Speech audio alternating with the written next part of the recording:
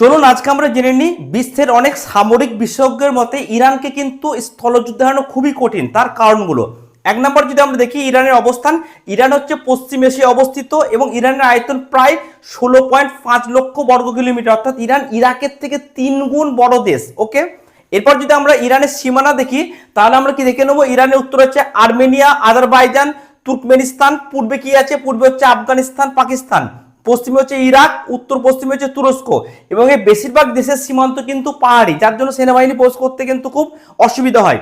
এবার দেখে নেবো কি পর্বতমালা, না পশ্চিম ও দক্ষিণ পশ্চিমে কি আছে 1500 কিলোমিটার দীর্ঘ জাগ্রস পর্বতমালা, যে পর্বতমালার কারণে 1980 সালে ইরাক 5 বছর ধরে যুদ্ধ করেও কিন্তু ইরান দখল করতে পারেনি। এবার দেখে নেবো উত্তরে কি আছে এলবুট পর্বতমালা, যেখানে ইরানের সর্বোচ্চ শৃঙ্গ দামা ভান সিংহ অবস্থিত এবং এই দামাভান কিন্তু একটা হচ্ছে নিষ্ক্রিয় আগ্নেয়গিরি। এছাড়া কি দেখে নেবো উত্তর পূর্বে আছে কোপেট দাগ পর্বতমালা।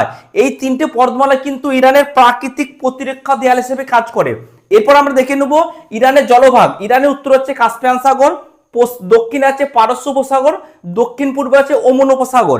এই পারস্য এবং ওমান উপসাগর এই দুটো মিলে 2500 কিলোমিটার দীর্ঘ কোস্ট লাইন কিন্তু কভার করে দেয় এবং এদের মাঝে আছে হরমুজ প্রণালী, যার মাধ্যমে বিশ্বের 20% তেল কিন্তু এশিয়া এবং ইউরোপের বিভিন্ন দেশে ছড়িয়ে যায়। এবার দেখো নদী, ইরাকের কিন্তু ইরানে কিন্তু কারক নদী আছে, যেটা একমাত্র নৌযান চলাচলকারী নদী। এছাড়া কি কি নদী দেখতে পাওয়া যায়, সেফিদ্রুদ নদী, আরাস নদী।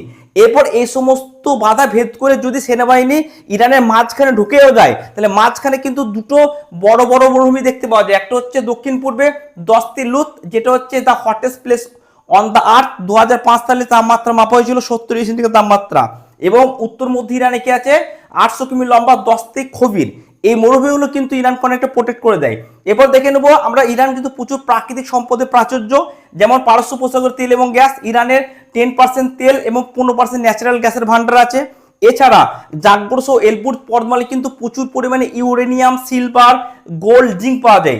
ইরান কিন্তু ওয়ার্ল্ডের বৃহত্তম জিঙ্ক ভান্ডার ইরানেই আছে। তাহলে আমরা কি দেখলাম, একদিক দিয়ে পর্বতমালা, একদিক দিয়ে জলভাগ, এইগুলো কিন্তু ইরানকে প্রাকৃতিক দেয়াল হিসেবে কাজ করে। এই সমস্ত অতিক্রম করে মাঝখানে গেলেও কিন্তু দুটো বড় মরুভূমি কিন্তু ইরানকে প্রোটেক্ট করে দেয়। তাই বিশ্বের অনেক সামরিক বিশেষজ্ঞদের মতে ইরানকে স্থলভাগে যুদ্ধ হারানো কিন্তু খুবই কঠিন। Thank you.